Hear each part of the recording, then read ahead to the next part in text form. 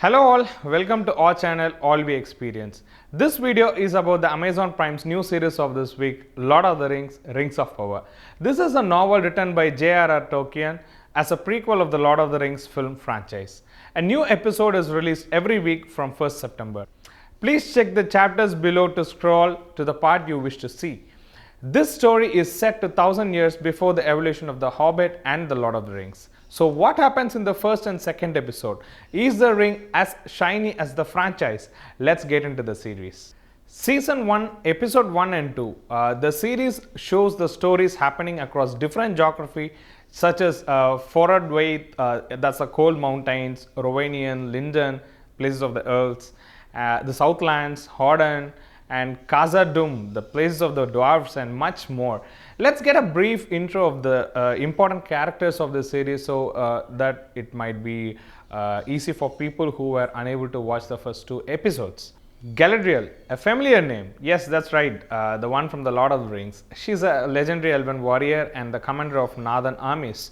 Far from the wise, ethereal lady of Lorien, she will one day become. This much younger Galadriel is headstrong and relentless, and obsessed with hunting and elusive evil. Elrond, when given the choice by higher powers to remain either a human or an elf, Elrond the half-elven chose immortality, whereas his brother Elros chose a mortal life and became the first king of Numenor. Greatness is in Elrond's veins, but he has not yet totally found his place in this world. He must navigate the path between doing what is right for his kingdom and remaining loyal to those he holds most dear. Arondir is a Sylvan elf, a branch of woodland elves who never left Middle-earth for Valinor. A soldier who grew up in the now sunken lands of Beleriand, he has spent nearly a century keeping vigil over the men and women in the Southlands, whose ancestors sided with evil long ago. Now the elves' age-long watch has nearly ended, but Arondir has grown fond of his charges, especially the healer women Bronwyn. Lord Celebrimbor is a visionary artisan and elf lord of Eregion who has planned to undertake a great work that will transform Middle-earth into a place whose beauty can rival even the grace of Valinor itself. Eleanor Nori Brandyfoot. Nori is a half-foot, a wandering ancestral community of halflings who will one day develop into hobbits. A dreamer to the bone, Nori yearns for adventure outside the small bounds of the halflings' perilous world. So, within quotes, hobbits, they are the ancestors of the hobbits. Prince Durin IV. Prince Durin IV is a dwarfen and taciturn in public as one might expect of a dwarf of his stature, but away from strangers' eyes, he is a warm, thoughtful, and boisterous.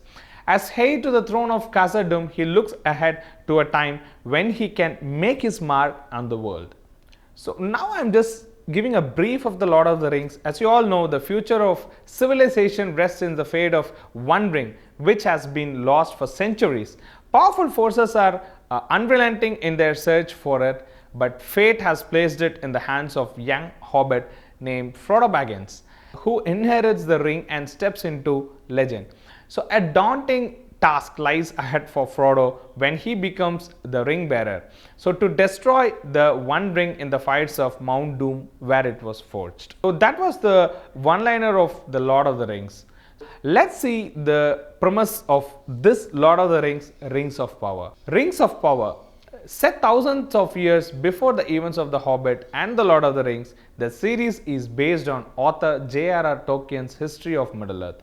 It begins during a time of relative peace, covers all the major events of Middle-earth's Second Age, the forging of the Rings of Power, the rise of the Dark Lord Sauron, the fall of the island kingdom of Numenor, and the last alliance between elves and men.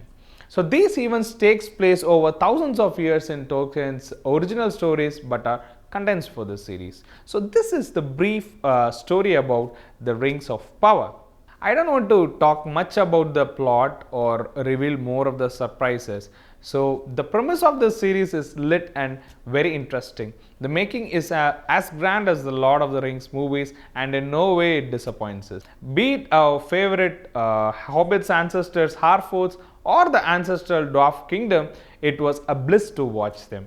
The narrative was different this time. Usual style would be like a narrative storytelling in the background. Here the same is being used, but the characters sometimes explain about their history, which is a very nice touch by the director. I don't find any boring moments so far for the first two episodes, be it the portions of Galadriel in different geographies or the suspenseful characters. It engaged me very well. The background music is mind blowing and the camera work is very stunning. Artwork is at its best and you will have very interesting moments of the entire Lord of the Rings history shown in most aesthetic way. On summing it up, yes, it's not going to disappoint you. You can start watching this series. It's as good as the Lord of the Rings franchise, and just 2 episodes so far, and every Friday or the weekend there will be one episode getting released, and I don't know how much episodes are going to be there, but I'm pretty sure that it's going to be engaging and a fantastic experience. On watching this series, definitely I would rate 9 out of 10 for this series. So that's it for now. I will give more suggestions in upcoming weeks, and I'm planning to put a lot of series reviews, and I will give you options to what can be watched in Netflix or Amazon or any other OTT platforms. Please do support us, like, share and subscribe. Thank you. Take care.